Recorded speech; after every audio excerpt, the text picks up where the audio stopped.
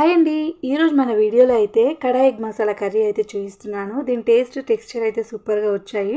Taste అయితే చాలా బాగా అనిపించింది. నచ్చితే మీరు కూడా ట్రై చేయండి. ఫస్ట్ అయితే బాయిల్డ్ ఎగ్స్ని 2 పీసెస్లా కట్ చేసుకొని ప్యాన్లో ఆయిల్ వేసేసుకొని ఉప్పు కారం పసుపు వేసి ఒక 10 మినిట్స్ ఫ్రై చేసుకొని పక్కనే పెట్టుకోవాలి.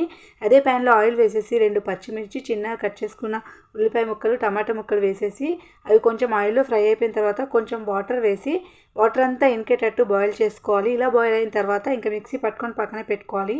అదే ప్యాన్లో ఆయిల్ వేసి మసాలా దినుసులు అన్నీ వేసి మిక్సీ పట్టుకున్న టమాటో ఆనియన్ పేస్ట్ అయితే వేసేసుకొని అది కొంచెం ఫ్రై అయిపోయిన తర్వాత అందులోనే సరిపడా ఉప్పు కారం పసుపు అలాగే కొంచెం గరం మసాలా వేసేసి ఒకసారి బాగా కలిపేసుకోవాలి.